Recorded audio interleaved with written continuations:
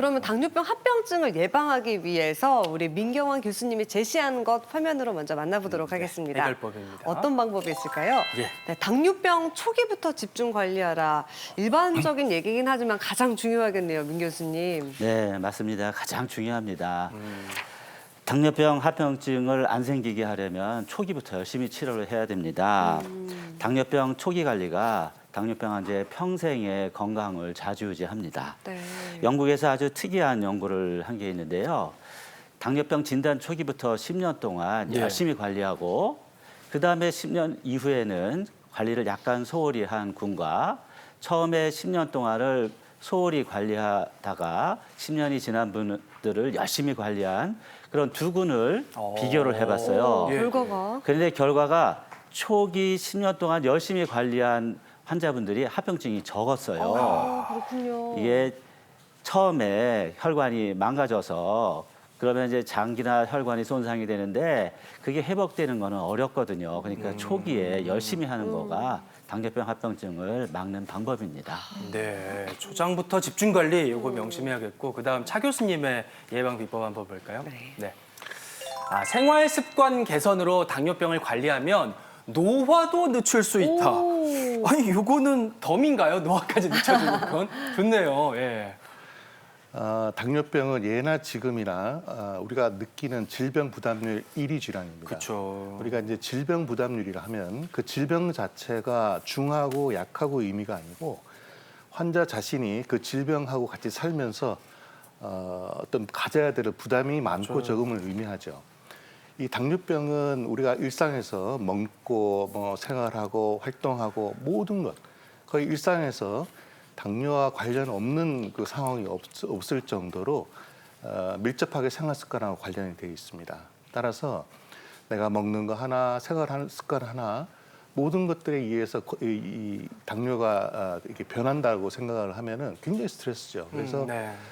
살다 보면 그냥 힘들어집니다. 그래서 사람들이 나중에는 이제 당뇨라는 거를 말하지 않고 왜냐하면 자꾸 말하면 다른 사람들이 자꾸 못 간섭을 먹게 하니까요. 하죠. 네. 그런 것도 굉장히 스트레스라고 그럽니다. 자, 그러면은 이런 스트레스를 안고 계속 살면은 무슨 의미가 있을까? 그렇죠. 우리가 건강하게 합병증 없이 건강하게 사는 게 목적인데, 자, 그렇다 그러면 이제 이 노화 현상을 어떻게 설명을 하느냐 여러 가지 이제 설명이 가능하겠지만 기본적으로 내 몸의 어떤 기능이 약화되는 거죠. 많은 이제 그 연륜에 따라 가지고.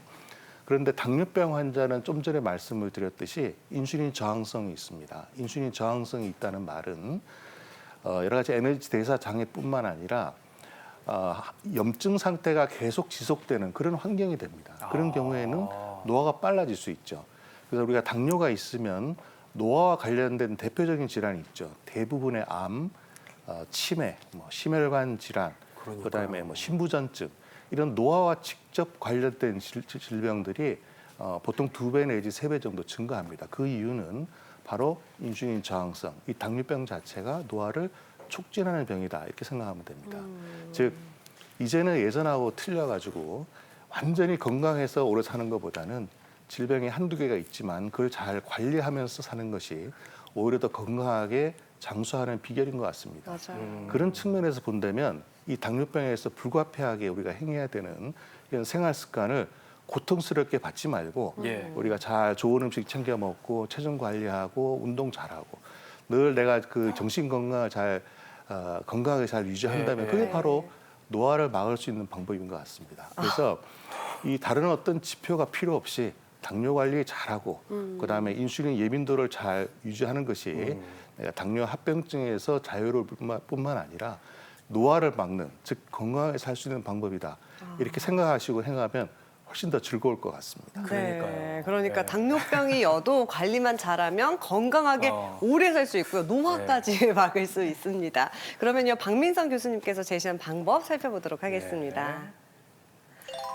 네, 당뇨병 발병 전이면 혈당 스파이크 조심하라.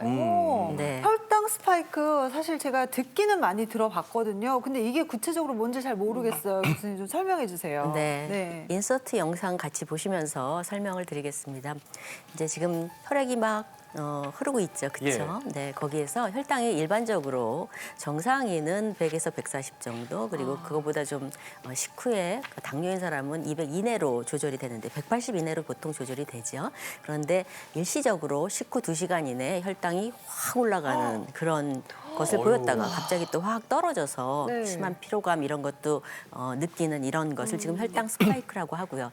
일반적으로 저희가 공복 혈당이나 아니면은 당화혈색소 같으면은 식전 식후 혈당을 모두 평균한 수치이기 때문에 거기에서는 혈당이 오르내리기 때문에 잘 안 잡히고요. 보통 식후 1시간 정도의 혈당이 좀 지나치게 많이 높아질 때 얘기를 하는데 일반적으로 혈당이 좀 높아질 수 있는 음식을 많이 먹었을 때 확 혈당이 올라가죠. 증가하면서 인슐린 분비가 증가하면서 생기는 경우가 있고요. 결과적으로 혈당이건 혈압이건 모든 게 오르내린다는 거는 올라간다고 봐야 돼요. 그래서 이제 분당 서울대병원에서 시행한 연구에 의하면 식후 1시간에 혈당 수치가 145mg/dL 이상이 되면 결과적으로 당뇨로 갈 확률은 2.84배 증가한다고 보고되고 있습니다. 아까 빨갛게 확 올라가는 그래프처럼 주식이 그냥 확 올라가면 기분이 너무 좋을 것 같은데 혈당이 올라가니까 이거 참 사람 속상하잖아요. 교수님, 이렇게 스파이크를 칠 때 내가 느끼는 어떤 증상이 있나요?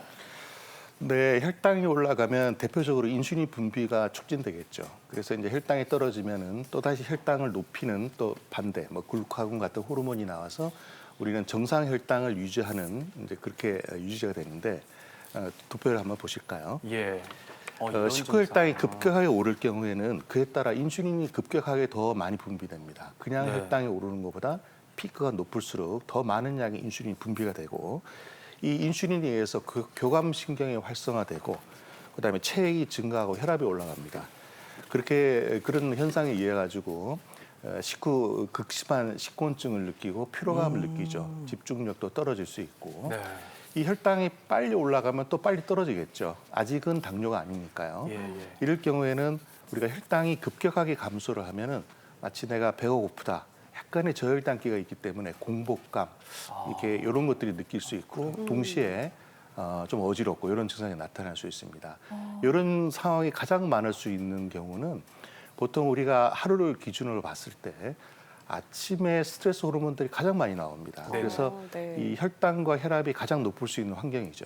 그래서 보통 우리가 이제 직장에서 아침에 이제 일이 많잖아요. 예. 많은 일을 하고 이제 나름 스트레스도 많고 이제 그런 데 식사를 하는데 또 이제 약간 뭐 맛있게 먹어야 되니까 탄수화물이 많은 그 푸짐하게 이제 음식을 먹고 나면 이제 그 다음에 나타나는 증상이 흔히 많죠. 점심에. 좀 전에 이야기 나왔듯이 이 스파이크가 있다는 것은 결국 당뇨병의 가능성을 예시해 주는 겁니다. 그래서 미리 이제 본인이 당뇨가 오기 전에 뭐 생활 습관을 개선하는 것도 좋겠지만 일단은 평균 혈당을 보는 당화혈색소를 측정해 보는 것을 권합니다.